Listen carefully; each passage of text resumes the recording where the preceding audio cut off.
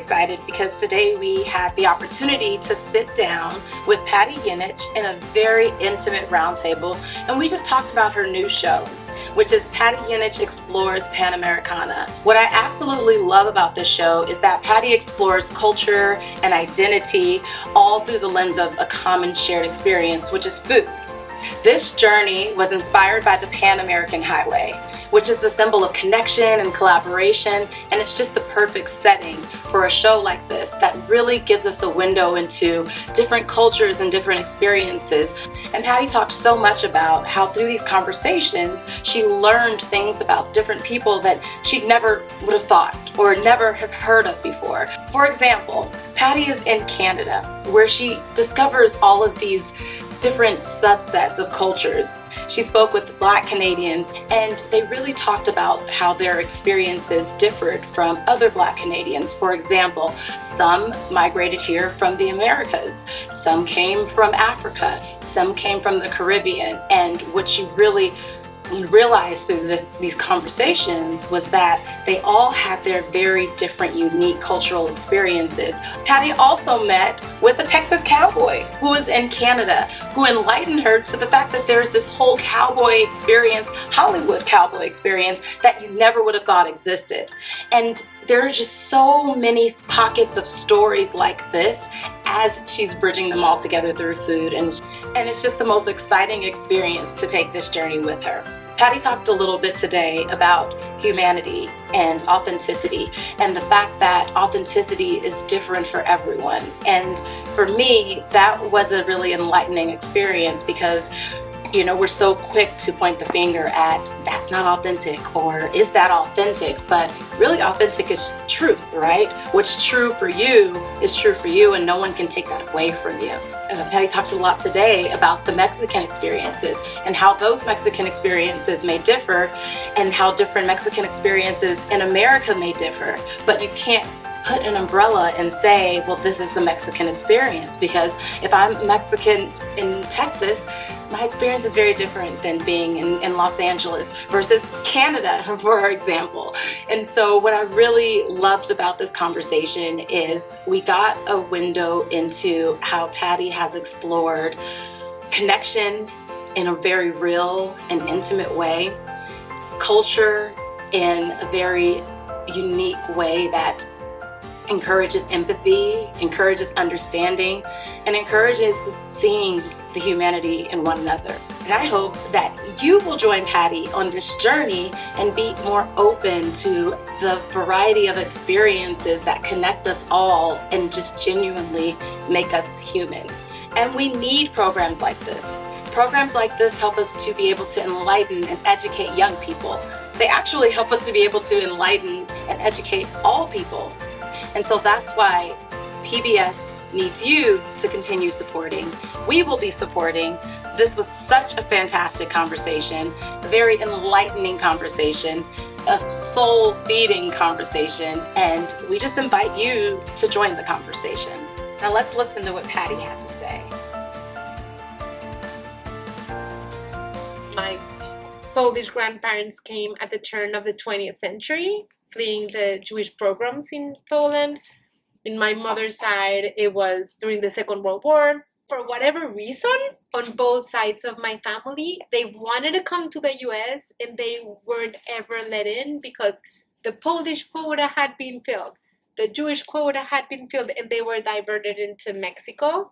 And Mexico made them their own. And my family, grew roots in Mexico, very grateful for how welcoming Mexico was. And so I'm a second generation Mexican and incredibly grateful for how Mexico welcomed my family. And so in return, I wanted to be an academic and I wanted to be a political analyst and I wanted to contribute to a country that had given my family so much.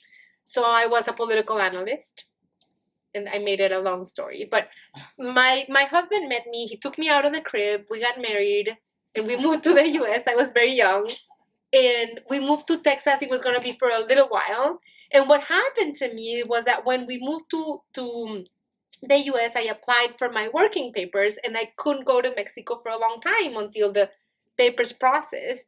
So what does that to an immigrant is really it presses the button of nostalgia to no end and romantic, because I couldn't go to Mexico for like a year and a half. So I started cooking the food that had nurtured me growing up, that I was able to start growing roots in the US, but was by cooking the foods from Mexico. And so my husband then said, Patty, I think you should go into cooking. Political analysis doesn't seem to be your calling. You want to cook all the time. He's Mexican like me. And I thought, oh, I married a macho man in disguise. I'm not going in the kitchen. And so I did a master's in Latin American studies, worked in a think tank doing policy research for a while, and food was my calling. So I hated my job, resigned, went to cooking school. I had 2 kids already, and my dad was very disappointed. He's like, "We put you through college, and paid your tuition, and now you're gonna go in the kitchen to wash someone else's dishes. Like, you need to work, be a professional." My mom was also very disappointed because she wanted me to come back home. I'm the youngest of 4, and anyway, switched careers, started cooking, and I started teaching Mexican cooking classes. Long story short, started Patty's Mexican Table because I really wanted to build a bridge, forge bonds between Mexico and the US, and really try to break myths and preconceptions about who we are, Mexicans, and how much we can enrich any kitchen that we're in. But I realized when I started Patty's Mexican Table, which leads to your question finally, is that I thought I was starting Patty's Mexican Table, which is now going on its 14th season, to help the US, Americans understand Mexicans. But much to my surprise, the ones that needed most of that explanation were Mexicans ourselves. We don't know much about our richness or our diversity or, wealth of culture and cuisine and history. And so, much of my audience is, of course, mainstream America, but also the Hispanic community in the US. Mexicans, we want to know more about ourselves in that same spirit after many seasons of coming back and forth Mexico and the US. I went to La Frontera to try and understand where my home country and my new home meet, and found that third dimension to be fascinating. And along the process, unbeknownst to me, I have 3 Mexican American sons born in the US, and I've grown really, really strong roots in the US, and very grateful for the opportunities this country has given me. And so I feel doubly blessed, doubly responsible, and I see no contradiction in having strong roots in 2 places, but I have responsibilities for both. And so I just expanded my mission with Panamericana, trying to, forge bonds and build understanding in the Americas, because I believe we can all be stronger if we collaborate and understand each other.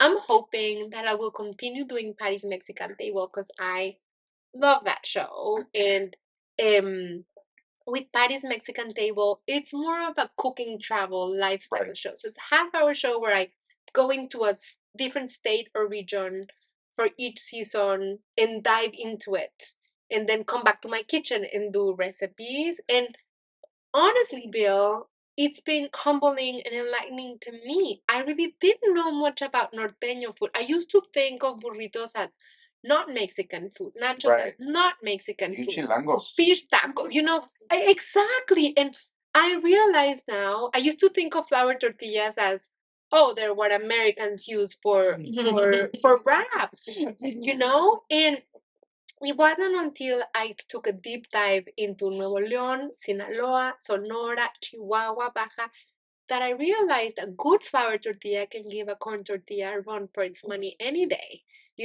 with fresh lard or beef tallow or butter. Good flour tortillas are insane. And they're the sobaqueras and the lecheras and the gorditas and And I realized how little we know. And I realized when I get sometimes comments on my YouTube channel, we're starting to put recipe videos on my YouTube channel, and a lot of Mexicans will comment, "This is not real Mexican." Mhm. And Yes. I'm like, "Where are you from?" Oh, well, this is not how we do it in Mexico, but they're talking about Oaxaca or Michoacan or Yucatan. I'm like, well, this is from, you know, this town in Baja. This is from even nachos. I wrote an article for the New York Times about the history of nachos.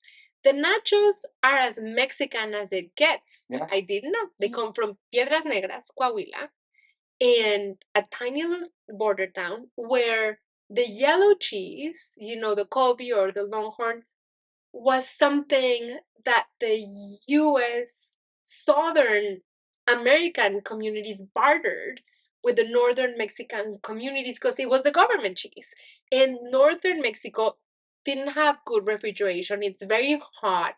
And they would swap or they would share because you have families that half of the family are south of the border and half, the border crossed many families. And so that cheese became a Mexican cheese, a cheese entrenched and rooted in those communities. It's like saying, who is to judge? That's why I have a quarrel now with the word authentic, because what is authentic to you may not be authentic to me or to I did that article on nachos, and nachos are as Mexican as it goes. They're there's the evolution of the ballpark nachos and whatever you may have, but and the same is with nachos, and the same is with burritos, and I think I try to not criticize or get angry at the people that are saying, "Oh, well, that's not Mexican," because I used to think, "Oh, that's not Mexican," until I learned and educated myself and took the time to travel and get to know the people. So whenever I get comments like that, I'm like, "Okay, have you been to all of the states in Mexico? Like, can you say that this is not the way that Yeah. Mexicans do it?" And in north of the border, I think the same can be said. People used to say that there's not good Mexican food in the US. And I think there's nothing farther from the truth. There's incredible Mexican food. And I think that scares some people because Mexican food has become borderless. Mexican food is regional Yeah. all over the world. I mean, I was eating reindeer hot dog tacos in Alaska. I think there's more power to it. Like to say, well, so I remember one time I had never been to Taco Bell, and somebody had tweeted to me, like, go to Taco Bell, try this. And I said, okay, I'm going to go. When Twitter was bigger 10 years ago. I know what that now is. Yeah. And I used to tweet more then. And people, it was like I touched an electric outlet. People were like, no, Patty, don't go to Taco Bell. Patty, don't touch Taco Bell.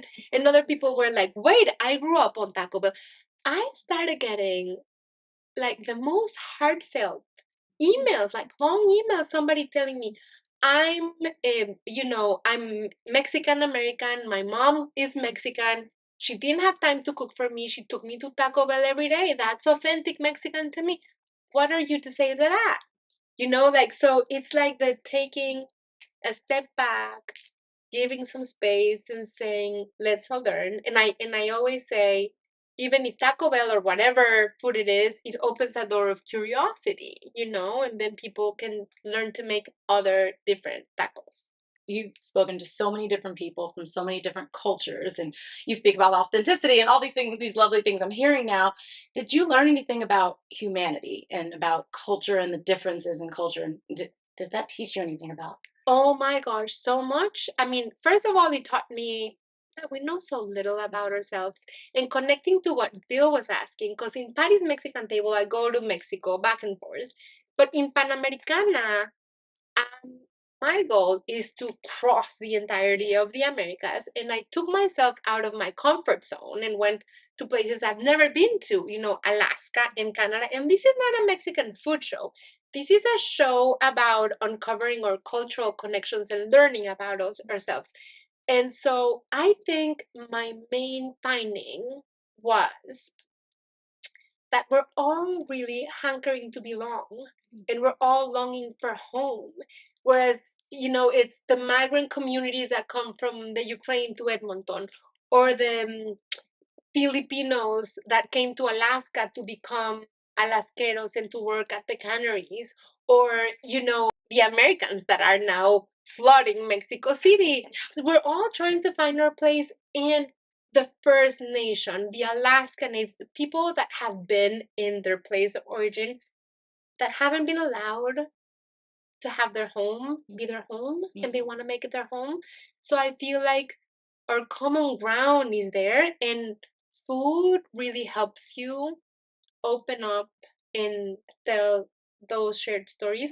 And I hope that this show shows that we really know very little about ourselves, and that there are like a gazillion shades of gray, and that's no right or no wrong. So as I was saying, I heard many point of views that I was like, oh wow, like when we were in Canada, for example, we're in Alberta, and we heard from people that said, we have this sibling rivalry with, correct my English, rivalry? Yeah, rivalry. Rivalry. With the US, we're like they're like our big brother, we're like the little brother, we're a very young country, we want to be ourselves, but there's many things, we're proud to be Canadian. And then I met a man, John Scott, who's like a very, very successful businessman, who said, I think Western Canada should become part of the US. And I was like, whoa, Wow. what? And I was like, aren't you proud to be Canadian? And he was like, yes, but I think we'd be strong. So I'm not going to quiet that voice, and I'm not going to take that out of the show, because that's what he said. And when we were filming, we did the research. This was September, October, with 30% of people in Canada who had the same feelings. But then you also have the people from Quebec who for centuries have been separatists too. But then if you go to the US, like, people shouldn't be alarmed. Texas has had those urges at some moments in time. In Mexico, Yucatan has at some point. Puerto Rico has its struggles too. Alaska has it. And I think it's just human, and it's just worthy of a debate, and to have our feelings and emotions heard. And why why do you feel this way? And I think going there with the cameras and the microphones, and let people give you their points of view without trying to move them to one way or another, gives you a true, honest picture of what there is. And I think that's what journalism should be. And I think my shows are increasingly journalistic. Of course, we use the vehicle of food, but I don't want to manipulate what people say. And I think that's when you learn the most.